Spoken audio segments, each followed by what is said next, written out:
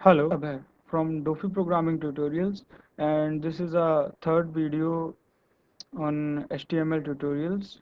In this video, we take a closer look of attributes and understand what the attributes do in our HTML doc. So let's start.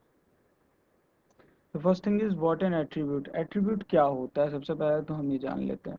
Attribute जो है हमें जो भी हम अभी तक टैग यूज़ करते आए हैं, जैसे अभी हमने दो टैग यूज़ करे हैं, पैराग्राफ हो गया और हेडिंग हो गया, उनकी फंक्शनैलिटीज़ को और ज़्यादा इन्हेंस करने के लिए, एडिशनल इंफॉर्मेशन प्रोवाइड कराने के लिए या मॉडिफिकेशन करने के लिए, इस तरीके से की चीज़ों के लिए हम जो है एट्रीब्यूट्स को यूज़ करते हैं। और एट्रीब्यूट्स ज़्यादातर हमारे नेम और वैल्यू के पेयर में आते हैं कुछ इस तरीके से, जैसे कि मान लीजिए ये आपका हो गया टैग, जो अभी तक हम टैग यूज़ करते आ रहे हैं, और इस टैग के अंदर एक एट्रीब्यूट हो गया कुछ इस तरीके का कि इसको हम जैसे कर देते हैं, मान लीजिए एक मिनट में इसको हटाता हूँ एट्रीब्यूट यहाँ से। हाइट हाइट हम इसकी कर देते हैं 300 पिक्सल।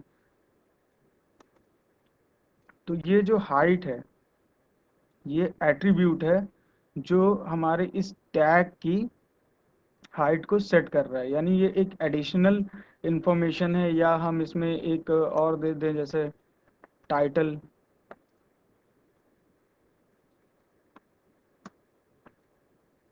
तो अब जो है हमें पता चलेगा कि जब इस टैग को हम यूज़ करेंगे तो इसमें दो एडिशनल चीज़ें हमने ऐड करी हैं, जैसे कि इस टैग की हाइट होनी चाहिए 300, उसके बाद में इसका टाइटल जो है वो है हे टैग।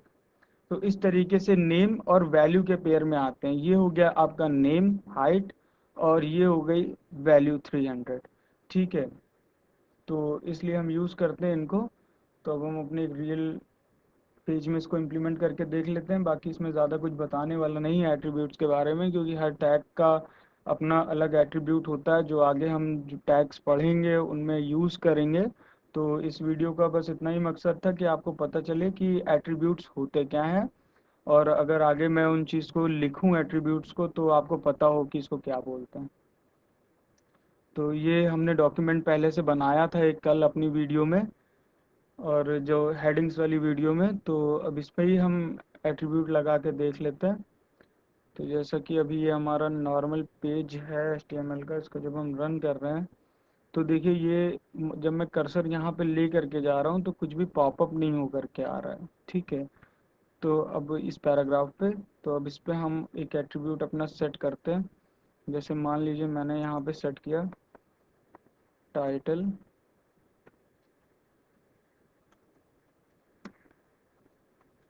पोएम। अब इसको मैं रन करता हूँ।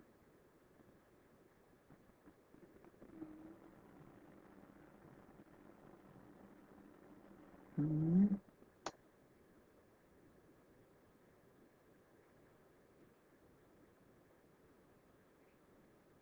नहीं हो रहा है।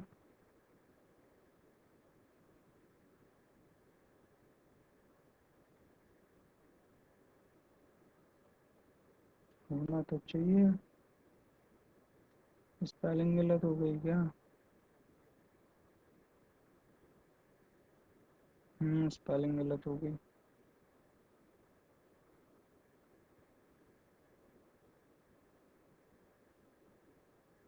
I am a poem. तो देखिए ये चीज़ यहाँ पे विजिबल होकर के आई, आई एम अ पोएम। ठीक है, तो ये एक एट्रीब्यूट हमारा बढ़ गया। अब अगर इस पैराग्राफ पे हम कहीं भी करते हैं तो कुछ भी विजिबल होकर के आपको नहीं आएगा। जैसे कि ये देखिए कहीं पे कुछ नहीं आ रहा है, पर इस पे अगर हम थोड़ी देर कर्सर रखेंगे तो हमें दिखेगा।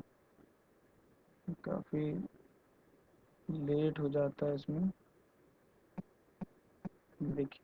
ठीक है, इसी तरीके से एक एट्रीब्यूट होता है हमारे पास में जो कि हम अपने HTML टैग में लगाते हैं, लैंग्वेज एट्रीब्यूट। और इसके अंदर मैं सेट कर देता हूँ इंग्लिश।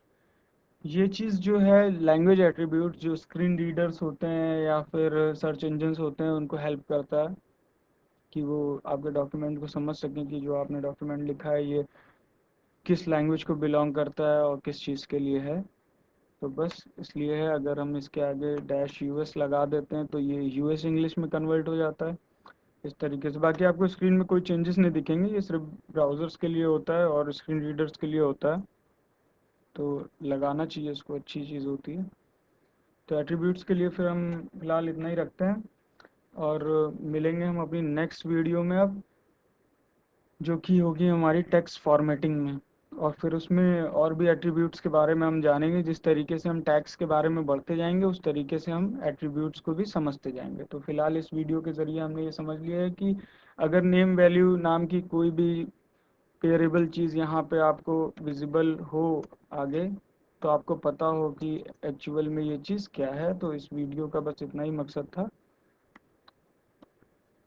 तो ठीक है, फिर इस वीडियो के लिए इतना ही रखते हैं और थैंक्स फॉर वॉचिंग। प्रैक्टिस करते रहिए।